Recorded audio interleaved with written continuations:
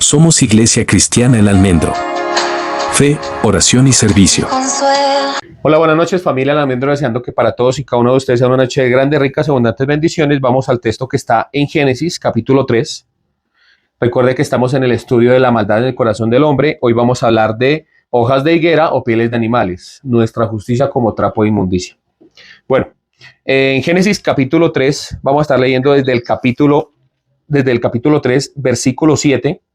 Ahí en el versículo 7 vamos a encontrar la siguiente lectura. En realidad no lo voy a leer hasta el versículo 24, sino voy a hacer dos apartados.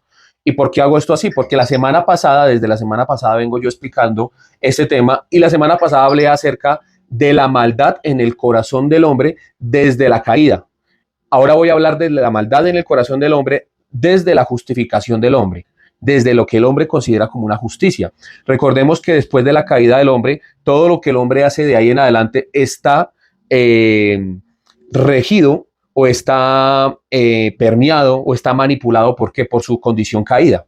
Entonces hay que tener en cuenta esto, porque lo que estamos hablando aquí, según lo que yo le expliqué la semana pasada, en Génesis capítulo 5, es que Dios hizo al hombre conforme a su imagen y semejanza, ¿cierto? Pero después de la caída, el descendiente llamado Set, según Génesis capítulo 5, usted lo puede leer desde el versículo 1 hasta el versículo 5, dice que a Adán le nació un hijo llamado Set y fue conforme a su imagen y semejanza, o sea, conforme y semejanza de Adán.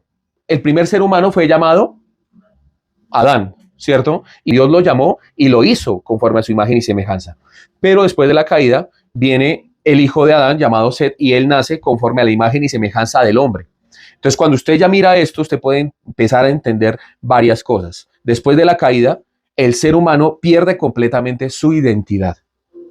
Entonces, al tener una identidad confusa, al tener una identidad que él mismo no entiende porque está explorando, no la identidad que le dio Dios, porque la identidad que le dio Dios fue de mayordomía, de ser encargado de Edén, de labrar Edén. Pero cuando usted va en Génesis capítulo 3, en el último versículo, usted mira que es echado fuera del Edén y lo manda a labrar la tierra de la cual fue él tomado. Eso lo vamos a leer ahorita. Entonces, ahorita vamos a centrarnos en la primera lectura, que está desde el versículo 7 hasta el versículo 12. Dice: entonces fueron abiertos los ojos de ambos y conocieron que estaban desnudos. Entonces cosieron hojas de higuera y se hicieron delantales. Por favor, recuerde esta palabra: hojas de higuera y delantales. Y oyeron la voz de Jehová Dios que se paseaba en el huerto al aire del día, y el hombre y su mujer se escondieron de la presencia de Jehová Dios entre los árboles del huerto. Mas Jehová Dios llamó al hombre y le dijo: ¿dónde estás tú? Y él respondió: oí tu voz en el huerto y tuve miedo porque estaba desnudo y me escondí. Dios le dijo: ¿quién te enseñó que estabas desnudo? ¿Has comido del árbol del que te mandé no comieses? Y el hombre respondió: la mujer que me diste por compañera me dio del árbol y yo comí. Entonces Jehová dijo a la mujer: ¿qué es lo que has hecho? Y dijo la mujer: la serpiente me engañó y comí.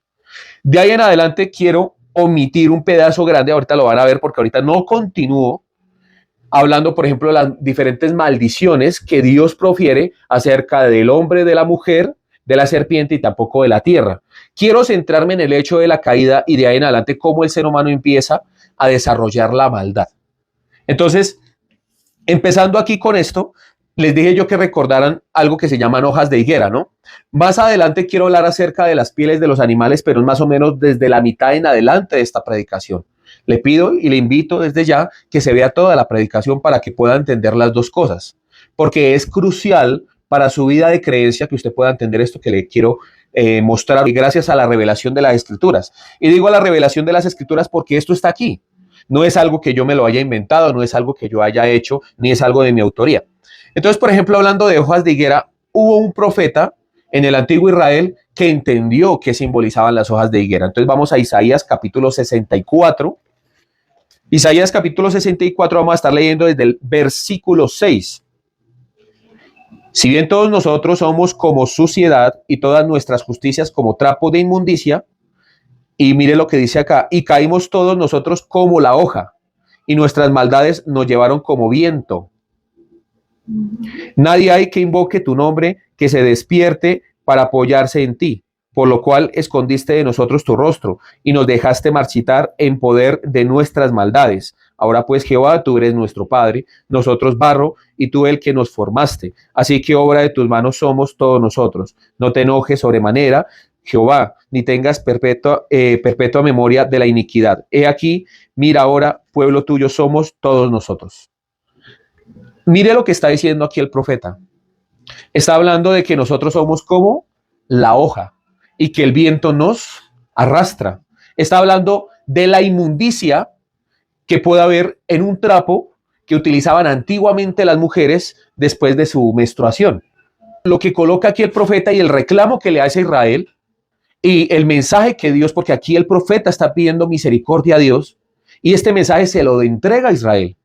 Y le dice a Israel y le pide misericordia a Dios al mismo tiempo diciendo, nuestra justicia es como un trapo de inmundicia.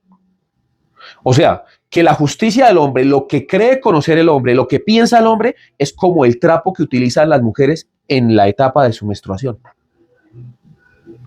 Entonces el profeta lo entendió, pero ¿cómo pudo llegar él a esa conclusión? En los versículos y en lo que sigue de ahí en adelante, después de que habla de que nosotros tenemos nuestra condición, nuestra justicia como un trapo de inmundicia, dice, nosotros somos como hoja que se cae. Nosotros somos llevados por el viento. Volviendo a Génesis, usted puede ver una representación que está mostrando aquí la misma escritura en donde lo primero que hicieron ellos después de la caída fue darse cuenta de que ellos estaban como desnudos. Entonces ellos se dan cuenta de que están desnudos y al darse cuenta de esto lo primero que tratan de hacer es tapar su desnudez. Entonces regularmente cuando nosotros estamos en nuestra vida y cometemos algún pecado, lo primero que hacemos es justificarnos. Desde que existen las excusas, todo el mundo queda bien. Nosotros siempre vamos a tratar de justificarnos, cometemos el mal y lo primero que nosotros hacemos es echarle la culpa a otra persona.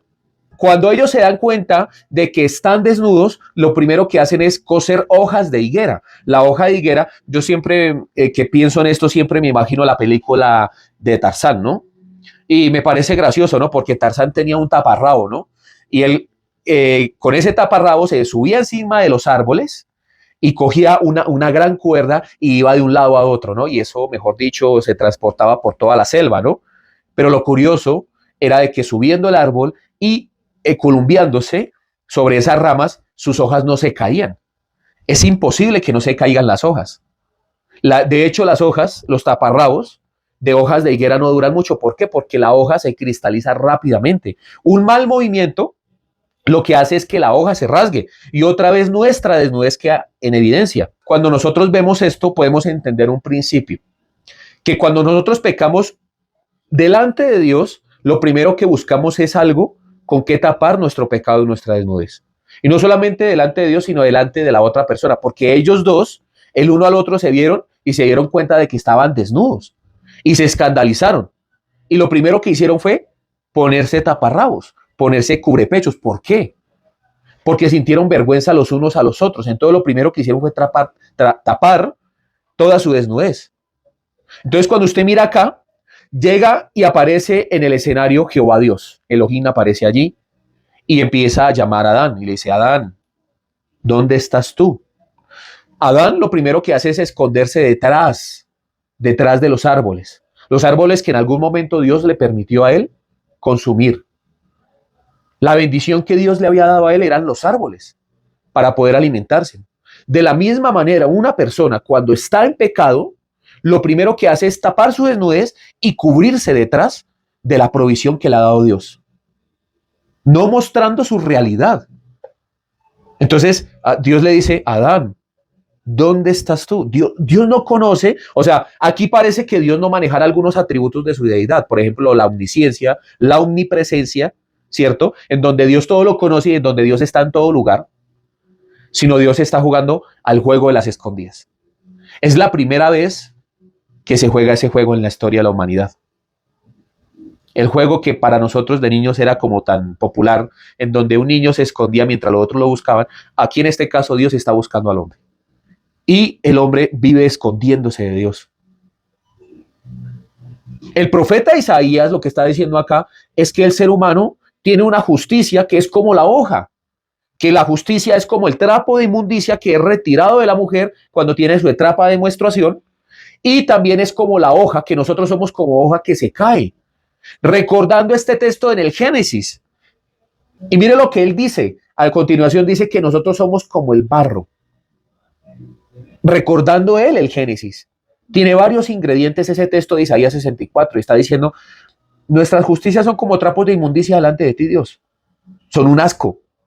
Son asquerosas. O sea, cuando usted trata de esconderse de Dios y de tapar su pecado y de tapar su falta frente a otra persona, para Dios eso es asqueroso. Cuando usted lo intenta hacer. ¿Por qué? Porque siempre se va a caer la hoja. Somos como el viento que es llevado. Nosotros somos simplemente hechura de sus manos. Pero el ser humano trata de ser astuto delante de Dios. Entonces, la astucia del hombre lo llevó a esconderse detrás de la provisión que Dios le había dado.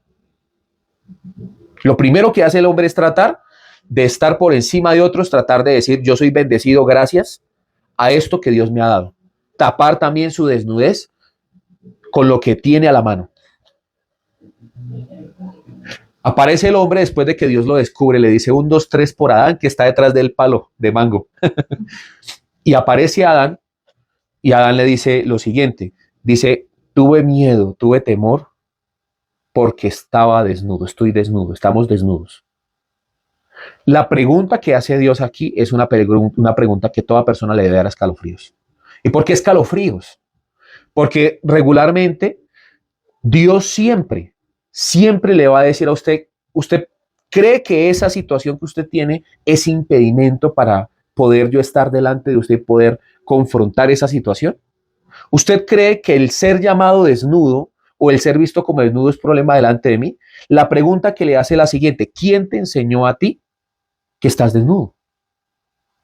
¿Cierto? Cuando nosotros vamos a Génesis capítulo 2, en los últimos versículos, de hecho en el último versículo, capítulo 2 de Génesis, versículo 25 dice, y estaban ambos desnudos, Adán y su mujer, y no se avergonzaban. Entonces, note eso, para Dios nunca el problema fue la desnudez. Para Dios nunca es problema de que el ser humano cometa el pecado. O sea, la transgresión. Quiero explicar esto bien para que me entiendan, porque muchos se van a escandalizar allá en su casa. O sea, que podemos pecar deliberadamente y salvos siempre salvos y toda esa cantidad de burradas que a veces salen en las redes sociales y en la gente. No. Lo que pasa es que Dios conoce la condición del ser humano. Dígame una cosa, Dios los creó desnudos. ¿Era el problema la desnudez? No. El problema nunca fue la desnudez. Pero para nosotros en la actualidad, como en aquel entonces, después de que ellos consumieron el árbol del fruto de la ciencia del bien y del mal, ya la desnudez era un problema. Para nosotros en la actualidad, usted vaya, le invito a usted que salga a la calle desnudo. Lo primero que lo van a tener es por loco. Lo segundo que van a hacer es salir todo el mundo a verlo por puro morbo. Lo tercero que van a hacer es burlarse de su desnudez. Eso es lo que sucede. Entonces, Dios trae al ser humano a entender lo siguiente. Lo que usted llama como transgresión es producto de su humanidad. Producto de nuestra humanidad, que fuimos creados así, es que tenemos desnudez. Como muchas cosas en nuestra vida, el error siempre está puesto allí. ¿Por qué? Porque después de la caída nosotros estamos siempre puestos y prestos siempre para cometer algún delito o algún pecado. Pero antes de cometer el delito y antes de la caída, para Dios nunca fue un problema la desnudez. ¿Cuándo fue el problema la desnudez? Cuando el ser humano consumió del árbol del fruto de la ciencia del bien y del mal. Entonces, usted me está diciendo, Fabián, que para Dios el problema del pecado, de la transgresión, en realidad no es un problema. Yo le voy a decir lo siguiente. El gran problema es que usted está apartado de Dios. La palabra pecado es un hebraísmo que significa errar en el blanco, separarse. ¿Sí? Entonces, cuando hablamos de pecado, estamos hablando de la condición del ser humano en el momento en el que ya no contempla a su creador ni está apegado a su creador. Mientras ellos escuchaban a su creador, la enseñanza que Dios les había dado a ellos era de que la desnudez no era problema, de que ellos podían andar libremente sin estar mirando el defecto en la otra persona. Pero cuando consumieron del árbol del fruto de la ciencia del bien y del mal, empezaron a mirar minuciosamente la desnudez del uno y del otro. Y empezaron a hallar defectos, empezaron a hallar errores. ¿El ser humano conoce en la actualidad quién es cada ser humano? Cada ser humano? No, nosotros somos ciegos, pero Dios sí conoce quién es el ser humano. O sea, Dios del palo de mangos espera un mango. Dios del palo de peras espera una pera. Y si Dios dice que después de la caída nosotros tenemos una cualidad, y más que cualidad puedo decir como el fruto de nuestra maldad es ¿qué? El pecado, la transgresión. Entonces, nuestra cualidad es hacer el mal. Y digo cualidad porque no tenemos otro camino. O sea, la cualidad del palo de mango es generar ¿qué? Mangos.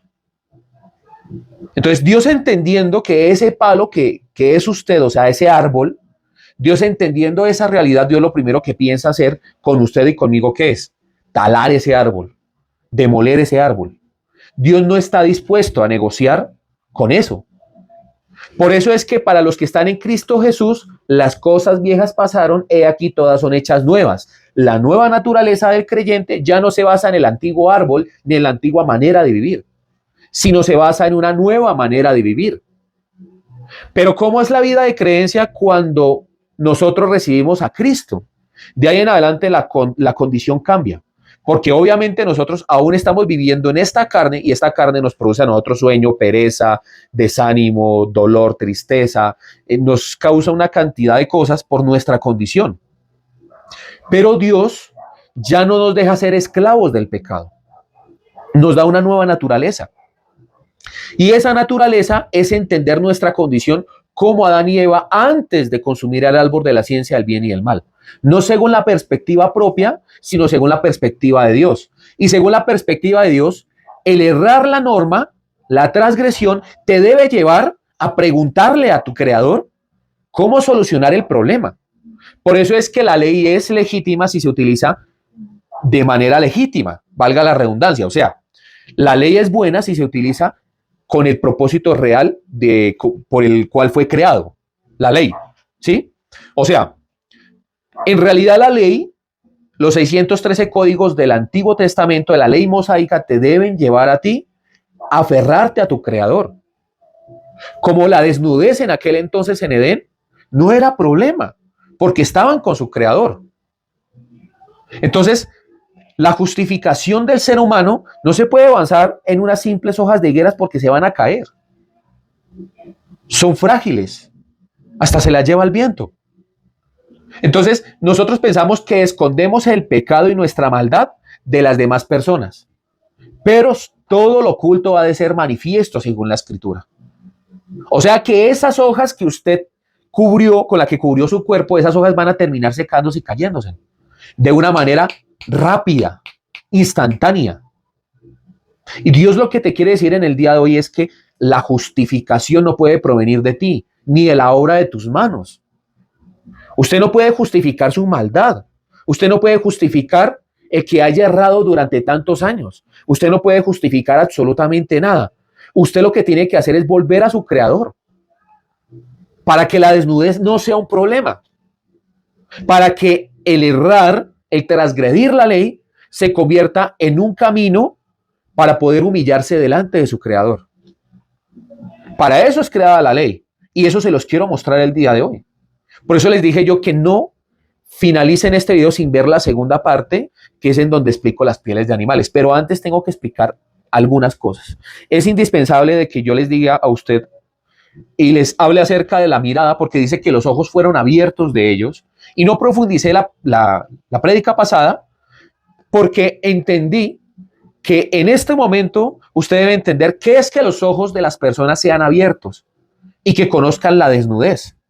Por ejemplo, yo llevo un tiempo, de hecho esta serie yo vengo planeándola hace más o menos un año, más o menos hace 8 meses, y hace más o menos por ahí unos 5 o 6 meses le dije a mi esposa, quiero hablar acerca del mal en el corazón del hombre. Entonces empecé a pensar algún día que vi algo por YouTube y vi como un dragón de Komodo, esos dragones grandes, fuertes, le soltaban una cabrita, un video en YouTube. Y entonces el dragón de Komodo no tiene una pistola para coger y apuntarle a la cabrita para asesinarla antes de comérsela. No la puede agarrar a piedra. ¿Cuál es el mecanismo con el que Dios creó al dragón de Komodo para poderse comer la cabra? Sus garras y su boca. Entonces, ¿qué hace el dragón de Komodo? Lo primero que hace es alcanzar la cabrita. Lo que hace es coger con la cola, que es una cola que tiene unas libras de fuerza muy fuertes. De hecho, hay dragones de Komodo que tienen un poder en ese látigo que tienen por cola muy fuerte, porque la contextura del dragón de Komodo es muscular. Entonces, lo que hacen ellos es con la cola partirle las piernas a la cabra para que no huya, o tratar de morderla, y ella tiene un veneno en sus dientes. Entonces la muerde y obviamente eso se convierte en una situación bastante incómoda para algunas personas. Porque lo primero que hace es atraparla y morderla tan fuerte y llevarla contra una pared o un árbol para que el árbol la ayude a despedazarla a la cabra. Pero la cabra empieza a gritar, empieza a tener una muerte dolorosa. Grita desconsoladamente la cabra. Abre su boca y empieza a gramar, a llorar, pero el dragón de Komodo quiere comer. Hasta que su vientre es esparcido y el dragón de Komodo termina comiéndose toda la cabra. También he visto algunos videos en donde las serpientes se comen conejos. Allí las serpientes lo que hacen es coger al conejo, obviamente al coger el conejo empieza a gramar, lo enrollan y lo asfixian, o sea, le quitan el aire y se lo comen. Pero yo obviamente me puse a mirar los comentarios. Uy, qué salvajes. ¿Cómo puede ser que graben a un dragón de Komodo comiéndose una cabrita? ¿Cómo puede ser que le coloquen un conejito a una malvada serpiente? ¿Cómo puede ser que un león se coma a una gacela? Ay, que después juegue con su cría y después se la coma. Entonces, la manera en la que nosotros vemos es una manera amañada. Y se lo voy a explicar por qué. Cuando el hombre y la mujer, antes de la caída, estaban en el jardín del Edén, ellos no tenían la conciencia que en la actualidad usted y yo tenemos. Uno, de que estamos desnudos y de que, ojo, nos ven los gorditos que tenemos en nuestro cuerpo, porque mejor dicho, qué boleta, qué ceba. Lo segundo, Dios crea la naturaleza así. ¿Usted cómo puede pelear contra eso? Hasta de pronto usted puede decir, no, es que según algunas versiones, alguna teología, dice que el burro comerá con el león y de pronto es que el dragón de Komodo va a ser el parcero, el amigo de la cabra, y la serpiente jugará dominó y ajedrez con el conejo. Mi querido amigo, yo le hizo al león dientes filosos, garras, y al dragón de Komodo le hizo dientes, veneno y garras. A la serpiente le hizo un cuerpo para poder comer de esa manera. Pero nosotros tenemos una doble moral, porque, por ejemplo, un porcentaje muy mínimo en el mundo es vegetariano. Pero ¿qué cuando a usted le pasan un plato de carne a la mesa? Pero esos mismos estaban ahí. ¡Ay, horrible! ¿Cómo puede ser que coloquen un conejito ahí? ¡Horrible! ¡Ah! Pero si Dios creó eso así, ¿por qué es horrible? ¿Por qué es horrible? Es porque nosotros, cuando morimos a Dios, y acostúmbrese a eso, morimos a Dios. No vivimos para Dios. Cuando el ser humano murió al consumir el árbol de la ciencia del bien y del mal, sus ojos fueron abiertos a una realidad de muerte, a una realidad en donde nosotros vemos la naturaleza de una manera equivocada. Y todo lo tratamos de humanizar, todo. Y el humanismo tiene un problema, porque el humanismo no reconoce uno a su creador. No reconoce tampoco a la humanidad, porque el humanismo lo que hace es centrar en sí mismo como el único y suficiente salvador para su vida, no a Dios. Entonces ahí es donde viene el ego, es donde viene el orgullo, la altivez de corazón, en donde el ser humano considera de que su pensamiento está por encima de las demás mentes. El humanismo dice que hay algunos más sabios que otros, pero yo encuentro que hay gente que tiene dinero porque creó una red social llamada Facebook. Pero encuentro de que usted no podría llevar un plato de papas saladas a su mesa si no hay un campesino que esté labrando la tierra. Pero creemos que el éxito está en tener el éxito de Mark Zuckerberg. el de Elon Musk, el del creador de Microsoft. Creemos que, mejor dicho, nosotros tenemos que estar allá y no estar acá. Pero si usted no tiene aquel que le quita la existencia de pronto a una vaca, pues usted no va a poder tener un plato de carne en su mesa. Pero todo lo humanizamos, todo. Y de hecho ahorita está todo este tema de la inclusión y una cantidad de cosas. Y ese tema ha hecho de que muchas personas piensen mal de su naturaleza. Entonces usted dice, no, es que mi hijo decidió irse por ese lado, yo apoyo a mi hijo. Pero si su hijo está en un error, ¿usted cómo lo va a llevar allí al acantilado a ayudarlo a que se bote? Ese es el problema. Al pecado hay que llamarlo pecado y a la transgresión, transgresión. Y esto de pecar y de transgredir nos debe llevar a humillarnos delante de nuestro Creador, no alejarnos. Es indispensable, pero hay que entender una cosa. Nosotros tenemos que dejar de humanizar la vida. Entender que nuestros ojos fueron abiertos a un mundo muerto, a un mundo que no tiene vida, porque nosotros nos tiramos todo. Esa es la realidad. La peor raza que hay sobre el planeta Tierra es la humana. Todo lo corrompe, todo lo daña y todo lo humaniza. Ese es el tema. Ay, pero es que el humanismo trae la conservación de los humedales, de las especies. Mira, hermano, nuestra raza trata de sobrevivir a costa de las demás razas. Y no entendemos nada de eso. Así hayan algunos pocos de que traten de humanizarlo todo y que tratan de cambiar eso. El humanismo no es simplemente más sino un intento del ser humano por tratar de parecerse a su creador. Es un simple intento, fallido. Pero nosotros queremos tener sabiduría, ciencia, conocimiento. Nosotros somos los vuela más que el viento. ¿Sí? Pero yo les quiero decirles a ustedes una cosa. Mire, un día el Señor Jesús estaba con sus discípulos. Vamos a Lucas, capítulo 14. Y yo espero que esto que le estoy predicando no sea de molestia para algunas personas. Pero es que es la realidad, hermano. Y la realidad es que el ser humano está encerrado en sí mismo. ¿Cómo un ser humano puede identificar lo bueno y lo malo si está muerto? ¿Cómo lo puede hacer? Ahorita lo voy a decir. De hecho, en Génesis, capítulo 3, lo primero que hace Dios es, el ser humano ahora ha consumido el árbol de la ciencia del bien y del mal y conoce igual que nosotros. En Génesis, de hecho en Génesis capítulo 3, dice lo siguiente. Y dijo Jehová a Dios, versículo 22, he aquí el hombre es como uno de nosotros. Es como uno de nosotros. ¿Sí mira lo que está diciendo acá? Sabiendo el bien y el mal, ahora pues, que no alargue su mano y tome también del árbol de la vida y come y viva para siempre. Entonces, hay una cualidad que tiene Dios. Dios sabe identificar lo bueno y lo malo. Como a nosotros Dios también nos permitió consumir ese árbol, no porque ese árbol fuera la voluntad perfecta de Dios, sino porque Dios lo puso allí para que el ser humano errara y a la postre viniera alguien perfecto llamado Jesucristo.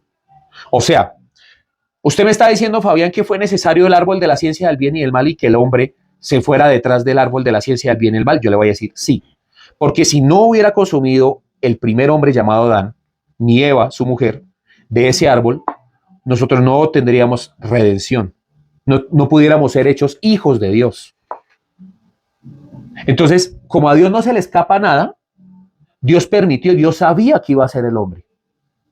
Pero Fabián, eso ha traído mucha muerte, destrucción, ha traído muchas cosas. No, Dios no permitió eso, ni nunca ha querido eso en la vida del ser humano. Y digo nunca lo permitió porque es que en realidad lo que permite Dios está dentro de su voluntad para sus hijos. Pero eso de que la criatura llamada hombre se mate entre ella misma es simple y sencillamente fruto de ella misma. Culpa del hombre, no culpa de Dios. Porque es que tenemos la costumbre también, ay, pero si Dios está bueno, ¿por qué permite el mal? Si Dios erradicara el mal, lo primero que tendría que hacer es matarnos a cada uno de nosotros, empezando por mí. Ese es el tema.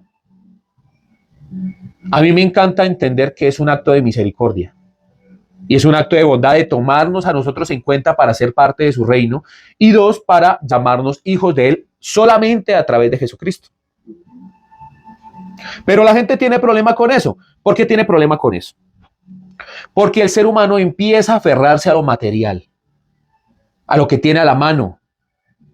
Para Dios es importante que se caiga una edificación. Para Dios es importante que usted pierda su carro. Para Dios es importante que usted pierda su moto. Para Dios es importante que usted pierda su empresa, que usted pierda determinada cosa material. No, a Dios no le interesa eso. Los predicadores de la prosperidad se la pasan diciéndole a usted de que ese es el fin del evangelio, de que usted tenga carro, casa y beca. Pero nunca fue así. Se los voy a mostrar acá. Lucas capítulo 14, versículo 25 dice, grandes multitudes iban con él y volviéndose les dijo, si alguno viene a mí y no aborrece a su padre y madre y mujer e hijos y hermanos y hermanas y aún también su propia vida, no puede ser mi discípulo. Versículo 27. Y el que no lleva su cruz y viene en pos de mí no puede ser mi discípulo. Porque ¿quién de vosotros queriendo edificar una torre no se sienta primero y calcula los gastos a ver si tiene lo que necesita para acabarla? No sea que después que haya puesto el cimiento y no pueda acabarla, todos los que lo vean comiencen a hacer burla de él. Vamos a seguir diciendo, este hombre comenzó a edificar y no pudo acabar. O ¿qué rey, al marchar a la guerra contra otro rey, no se sienta primero y considera si puede hacer frente con 10,000 al que viene contra él con 20,000? Y si no puede, cuando el otro está todavía lejos, le envía una embajada y le pide condiciones de paz. Así pues, cualquiera de vosotros que no renuncie a todo lo que posee no puede ser mi discípulo. Quiero que se centre acá.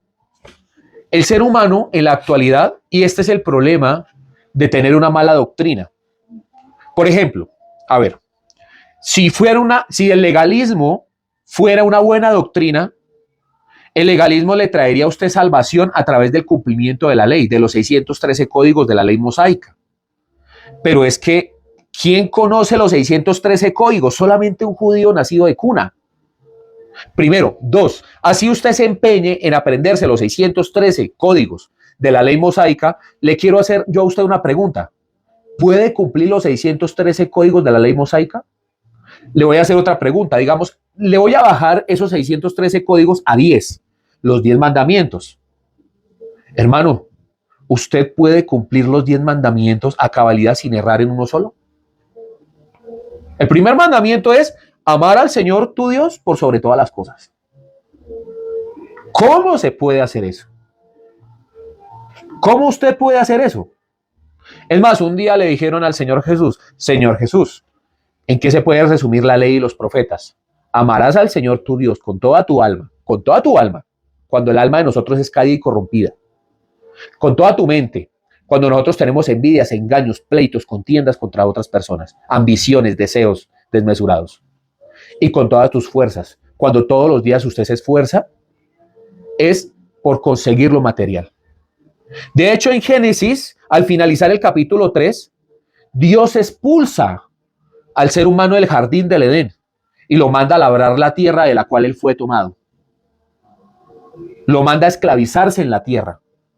Es imposible que algún ser humano pueda cumplir la ley de Dios que es santa, que es pura, sin mancha, sin defecto.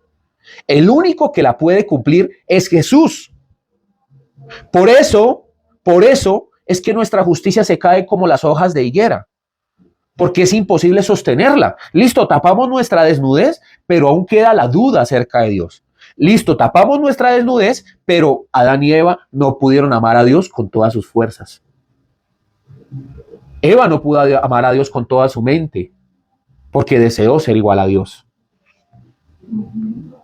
Entonces, aquí lo que le está diciendo el Señor Jesús, mire, no le está diciendo que aborrezca en realidad a su familia, o sea, que la lleve mal, de que usted sea un mal hijo, un mal hermano, no.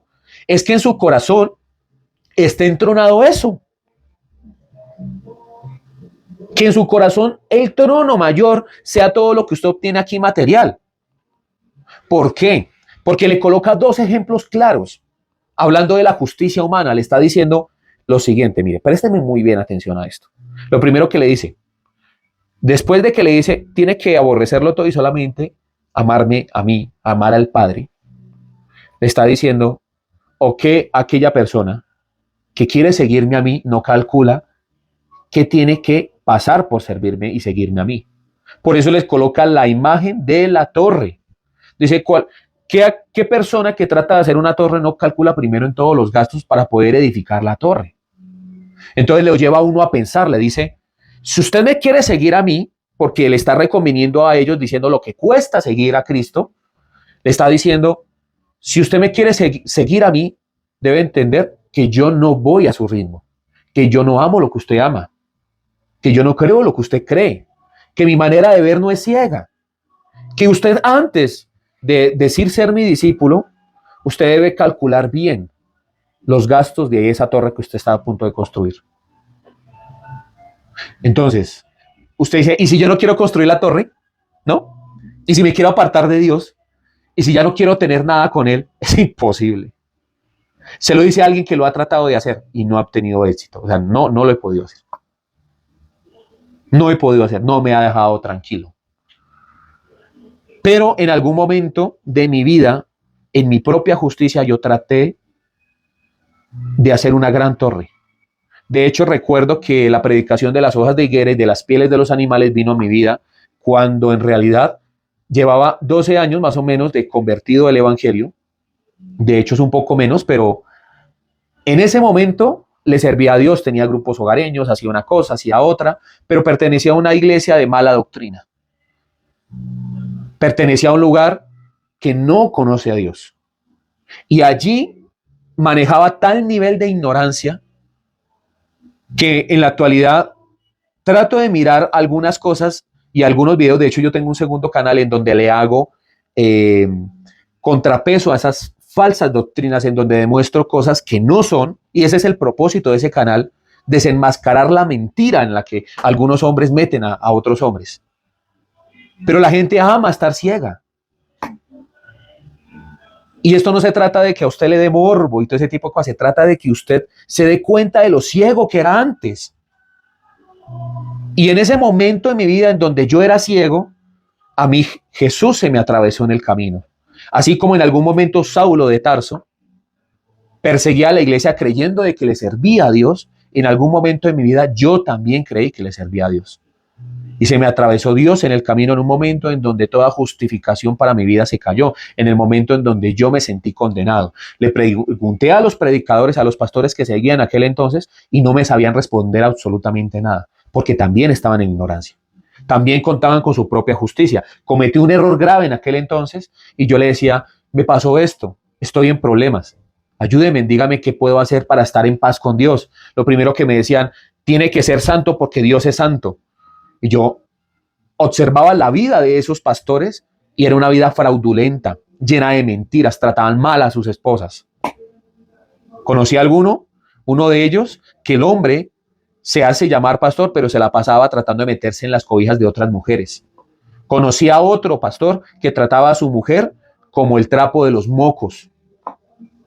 Conocí al pastor general, que es un hombre egocéntrico, que solamente habla de política.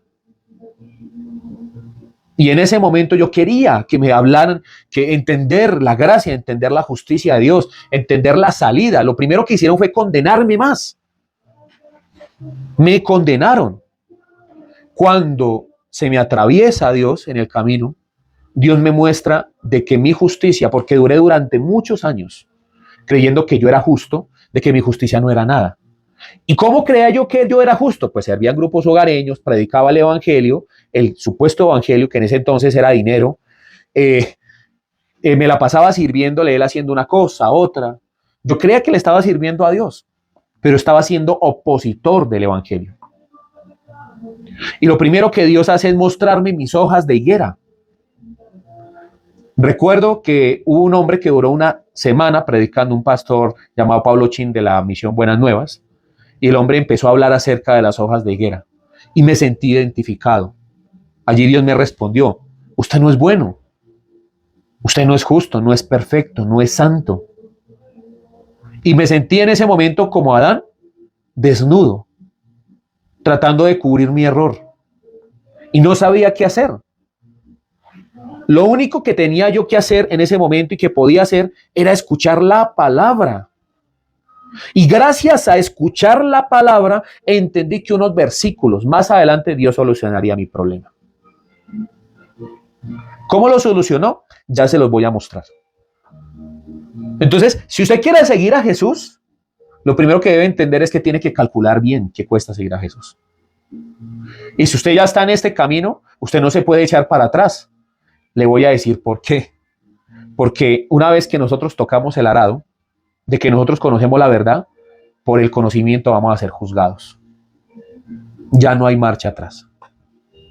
Una vez que entendemos su gracia y su misericordia, entendemos que si nosotros nos apartamos, nos queda una horrenda expectación de juicio y de muerte. Que es imposible huir de Dios. Que como dijo Jonás, y como en algún momento lo entendió el rey David, si yo me voy para el sur, allá tú estás.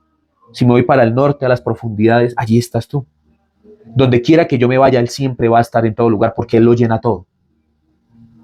Lo segundo que le dice es que toda aquella persona, todo aquel rey que quiera hacer guerra contra otro rey, y este rey llamado Fabián, tiene 1000 guerreros, y va contra otro rey que tiene millones de guerreros, no considera primero su propia vida y la vida de sus súbditos. No considera primero si va a perder. Cuando yo entendí esto, entendí de que ningún ser humano puede ganarle a Dios. Entonces le está diciendo acá a aquellas personas que aman el dinero, que aman sus posesiones, que aman a su familia por encima de Dios, le está diciendo a ellos, mire, un rey sensato lo primero que hace es mandar emisarios de paz, buscar la paz contra ese rey, a favor de ese reino, o sea, trata de tener conversaciones. Es lo primero que debe hacer, porque sabe que va a perder. Lo primero que tiene que hacer es considerar de que va a perder. Lo segundo dice, voy a enviar emisarios de paz. Me van a cascar, me van a matar. O sea, es imposible que haya personas en la actualidad que creen que están por encima de Dios o que pueden huirle a Dios. Entonces lo que le está diciendo aquí el Señor Jesús es, Dios es el adversario del humano, del ser humano, del hombre. Es un rey poderoso. Considere muy bien que ese rey al que llamamos Dios es un rey demasiado poderoso. Y trate de hacer la paz con ese rey. Primero calcule los gastos. Lo segundo, entienda su posición. Entienda quién es usted. Entienda que no me puede seguir a mí si usted no calcula bien los gastos y si no se rinde delante del rey que viene contra usted en batalla. Pero a las personas les encantan las hojas de higuera. Aman las hojas de higuera, porque las hojas de higuera es una buena salida al problema. De hecho, es una salida fácil. Hay árboles, cortamos las hojas de higuera, nos hacemos un taparrabo y es como chévere también, ¿no? Porque usted dice, bueno, hoy estrené hojas de higuera. A mediodía estreno hojas de higuera. Al otro día estreno hojas de higuera. Al otro día, al mediodía, sigo estrenando hojas de higuera. Ay, pero se me rompieron a medianoche porque me volteé. Tengo que estrenar hojas de higuera. Lo bueno es estrenar, ¿no? ¿A quién le gusta estrenar ropa todos los días? Chévere, ¿no? Pero así somos nosotros los seres humanos. No se pone a pensar, usted siempre vamos a estrenar una excusa nueva. Siempre vamos a tener una excusa. Siempre vamos a tratar de sacarle o darle la vuelta a Dios. Pero imagínese, cuando nosotros vamos, Dios ha ido, ha vuelto, ha ido y vuelto, y se ha vuelto a ir, y ha vuelto a llegar, y ha vuelto a venir, y nosotros hasta ahora vamos a ir. Es estúpido. O sea, nosotros andamos en tal ignorancia, por eso dice la Escritura, dice el necio en su corazón, no existe Dios. Pero Dios ya ha ido y vuelto, y nosotros hasta ahora estamos poniendo el primer pie adelante. Él es el rey al que hay que calcularlo muy bien, porque no está jugando usted con su mamá. Él es el rey al que hay que temer porque tiene un ejército mayor que el suyo, que está solo usted. Porque en el juicio final, usted no se va a poder agarrar de nadie. Y es el rey el que sacrifica animales para ponerle pieles, las cuales sí duran. Vamos al versículo 21 del libro de Génesis. Capítulo 3, versículo 21 dice, y Jehová Dios hizo al hombre y a su mujer túnicas de pieles y los vistió. ¿Cuándo hace esto Dios? Después de que el ser humano ha sido confrontado, de que el Adán ha sido confrontado, y después de que le dice al hombre, maldita por tu causa es la tierra, comerás el pan con el sudor de tu frente. A la mujer parirás con dolor y el deseo tuyo será sobre tu marido. A la serpiente te arrastrarás en la tierra. Note eso. O sea, después de esto, Dios ya se da cuenta de que hay un problema que tiene el humano. ¿Y cuál es? La desnudez. Pero la desnudez, ¿porque él tenía problema con la desnudez? No, porque para el hombre ya era un problema la desnudez. Entonces lo primero que hace Dios es sacrificar algunos animales y les hace un atuendo de pieles. Atuendo de pieles que iba a durar. Porque los que saben, los atuendos, por ejemplo, sobre todo el cuero, dura muchísimo. Entonces, ¿qué hace Dios? Sacrifica un par de animales. Puede ser una oveja. Sombra y figura de Jesucristo. Esto queriéndole decir a la humanidad que el único que puede cubrir el pecado de la humanidad es Jesucristo, no ningún hombre. Las hojas de higuera es nuestra justicia, nuestra manera de cubrir el pecado. La manera de Dios es sacrificar un animal, sombra y figura de Jesús, y que esa piel sea puesta sobre nosotros, la cual nos guardaría de ser el objeto de escarnio. Yo cada vez que miro esto me recuerda a mi persona. Cuando entendí esto, me sentí como la mujer que fue sorprendida en el mismo acto del adulterio. Yo no adulteré en aquel entonces, casi asesino a una persona. Y en ese momento que se había caído completamente mi justicia, mis hojas de higuera, en ese momento se apareció el Señor Jesús y pudo cubrir mi pecado. Y en ese momento sentí que yo era como la mujer adúltera, a la cual ninguno pudo apedrear más. Y lo primero que me dijo Dios es, ¿alguien más está aquí juzgándote? No, yo tampoco te juzgo. Vete y no peques más.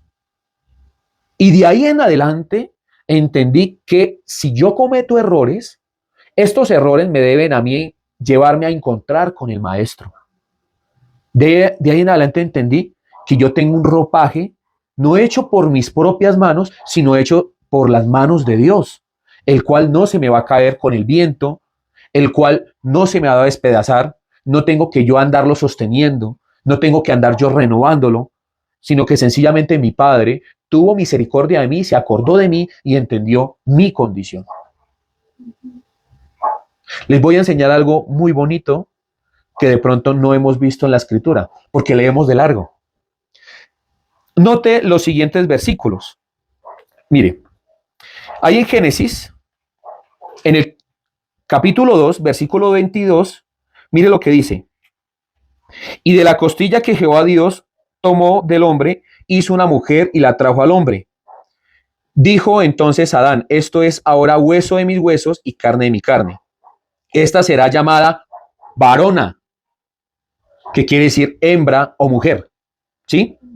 Y de hecho, el que ya tenía mostrado y que tenía pensado que iba a ser era el mismo Señor. ¿Por qué? Porque él dice, y tomó al hombre, hizo caerlo en un sueño y hizo una mujer. Mire el versículo 23. Y de la costilla que Jehová Dios tomó del hombre, hizo una mujer.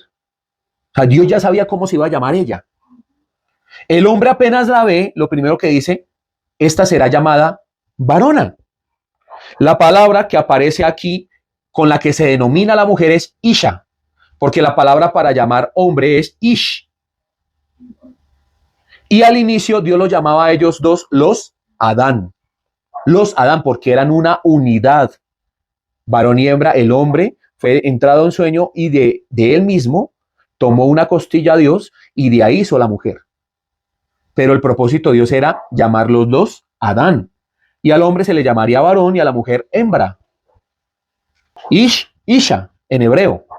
Pero mira lo que hace el hombre después de la caída. ¿Quieren ver algo chistoso? O bueno, no sé si chistoso.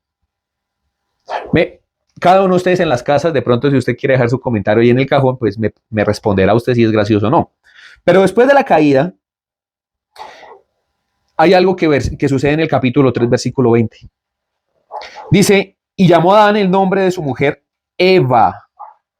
Pero como así, luego aquí en el capítulo 2, versículo 23 y 22, ¿no lo había llamado Isha?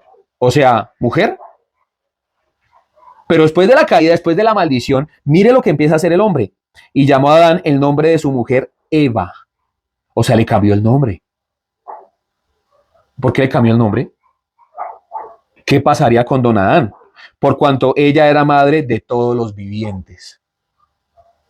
Bueno, pues sí es madre de todos los vivientes porque pues nosotros nacimos de una mujer. Pero ¿qué pasó? Lo que pasó fue que el hombre y la mujer se fragmentaron. Lo primero que hace el hombre es echarle la culpa a la mujer. Es decir, por la culpa de usted es que estamos en esta situación. Caímos. ¿Cierto? Y lo que hace el hombre es decir que ahora ella era un ser independiente, generador de vida. Generador de vida. Madre de todo lo creado. ¿Cuándo Dios puso eso así? Mire lo que dice, mire lo que dice. Y llamó a Adán el nombre de su mujer Eva, por cuanto ella era madre de todos los vivientes. La endiosó.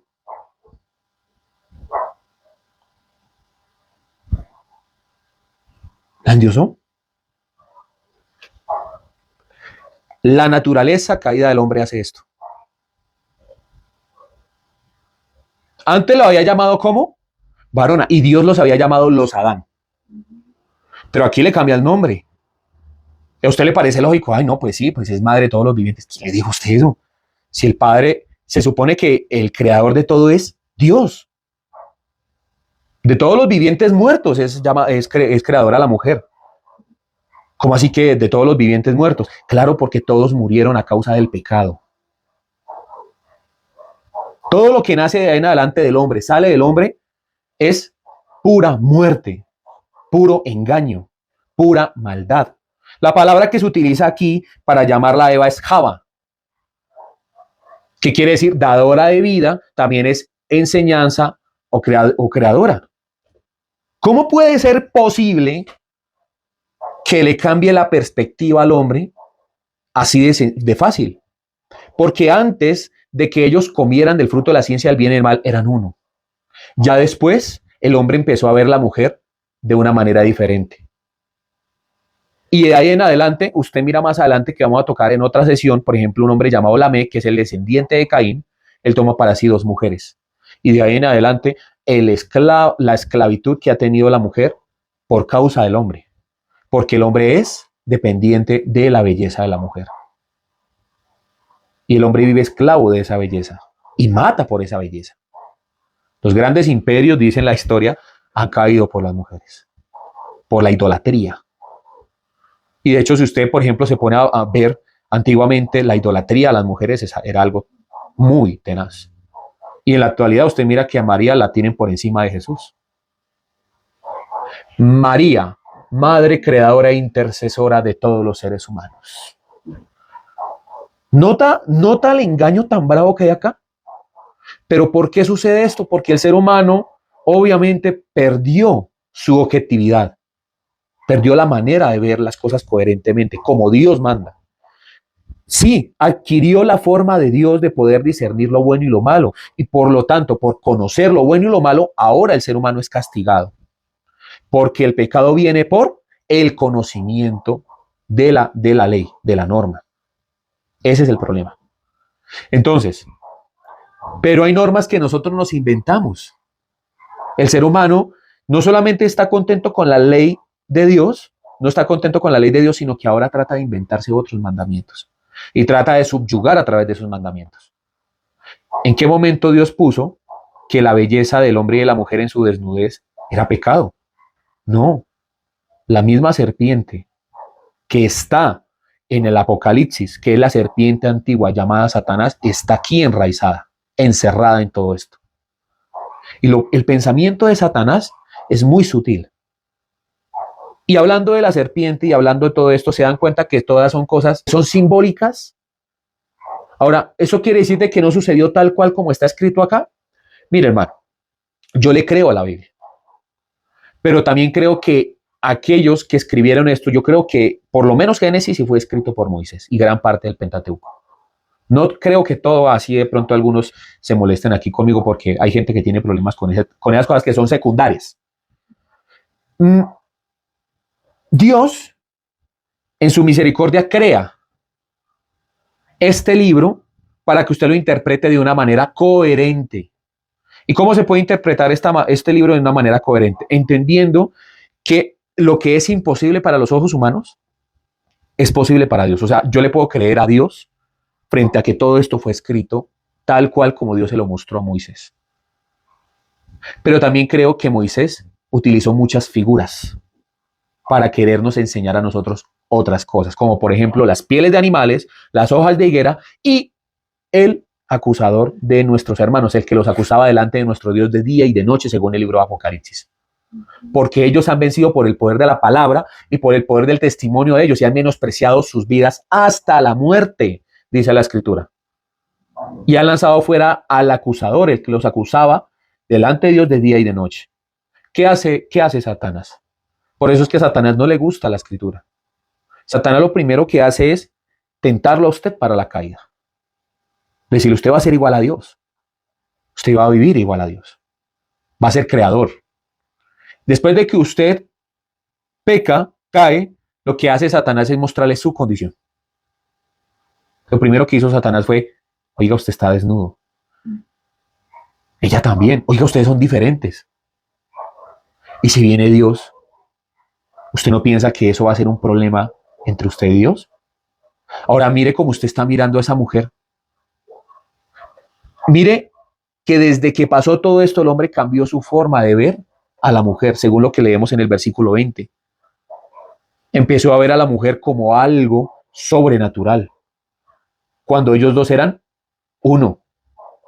Empezó a ver a la mujer como la fuente en la que él podría llegar a tener poder. Y la vida era así, y siempre ha sido así. Los reinos se conquistaban, las mujeres se dejaban vivas para procrear hijos, para llevarlos a la guerra. Entonces el ser humano abrió sus ojos, pero a la muerte en vida. Por eso es que decía el apóstol Pablo, ustedes en otro tiempo estaban muertos en vuestros delitos y pecados, llevados por cualquier viento de doctrina del ser que habita en los aires, llamado ¿qué? Satanás, padre de mentira. Yo quiero que ustedes piensen en esto. Si el ser humano tuviera la manera de salvarse, ¿usted cree que ya no lo hubiera hecho? Si el ser humano tuviera forma de ser hijo de Dios, ¿usted cree que no lo hubiera hecho? Lo primero que hace Dios es expulsarlos de Edén.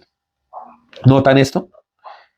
Vayan al último versículo del capítulo 3. De hecho, vamos a leer desde el versículo 22. Dice, y dijo Jehová Dios, he aquí el hombre es como uno de nosotros, sabiendo el bien y el mal. Ahora pues, que no alargue su mano y tome también del árbol de la vida y coma y viva para siempre. Y lo sacó Jehová del huerto del Edén para que labrase la tierra del que fue tomado. Hecho pues, fuera el hombre y puso al oriente del Edén querubines y una espada encendida que se revolvía por todos los lados para guardar el camino del árbol de la vida. Yo tengo una predicación que ya es algo viejita, de hecho en la Iglesia Cristiana del Almendro, pero no está en este canal, sino está en el otro canal que se llama Palabra de Verdad, Fabián Mejía Oficial. Allí estoy hablando de la espada de Jehová y el querubín que cubría el huerto del Edén, para que la busquen. Ahí hablo a profundidad de esto que les voy a decir. ¿Qué simboliza la espada y el querubín? El querubín es la santidad, la espada es la Torá. Entonces, ¿qué es lo que hace Dios? Expulsa al hombre para que no tome del árbol de la vida, que es hombre y figura de Jesús también. Y dice, porque si ya conoce el bien y el mal y es tan pervertido, imagínese donde tome también del árbol de la vida y sea eternamente pervertido. Entonces lo sacó y lo puso a ser esclavo de la tierra y puso a un querubín con una espada. El querubín guarda la santidad de Dios y la espada de fuego es la Torá, es la ley. Y lo único que puede esperar el hombre es la oportunidad que Dios le da a él para poder entrar a Edén y nuevamente tomar del fruto de la vida eterna. Pero no es algo que venga producto de que el hombre puede hacerlo. El único que puede hacerlo es Dios. Dios es el único que le puede permitir al ser humano tomar del árbol de la vida. Pero si el hombre se pudiera salvar por sí mismo, ya lo hubiera hecho. De hecho, si la ley se hubiera podido salvar a la humanidad, todos estaríamos cumpliendo la ley, hermano. No hubiera nación, no hubiera pueblo, no hubiera lengua que no tuviera la ley, la Torá, como su único mandato. Todos trataríamos de entrar al reino de los cielos a través de la Torá. Pero yo le hablo de esto a la gente y la gente dice, no, hay que cumplir la ley. ¿Cómo la va a cumplir? Nadie la puede cumplir. El único que tiene y es merecedor de gloria, de honra, es Jesucristo, que Él es el único que pudo cumplir la ley. Y adivinen qué, Él es la justificación, Él es la piel de los animales que es puesta sobre usted. Cuando Dios mira su vida, no puede mirar a otra cosa sino las pieles que han sido puestas encima de usted. O sea, Él mira no su desnudez, porque su desnudez, su pecado ha sido cubierto por la sangre del Cordero. ¿Qué mejor vestuario usted puede tener o puede querer para poder encontrarse con su Creador? No hay otro mejor vestuario. La justicia no puede ser humana. Somos Iglesia Cristiana El Almendro, Fe, Oración y Servicio. Si le gustó nuestro contenido, dele like, comparta, suscríbase, que con esto nos ayuda un montón. Les invitamos también a nuestro segundo canal, Palabra y Verdad, Fabián Andrés Mejía, oficial. Bendiciones, Shalom. Te invitamos a que nos visites en nuestras redes sociales, comentes, compartas y dale me gusta. Nos encuentras en Facebook como Iglesia Cristiana El Almendro, Instagram El Almendro Iglesia, YouTube Iglesia Cristiana El Almendro y TikTok Iglesia El Almendro.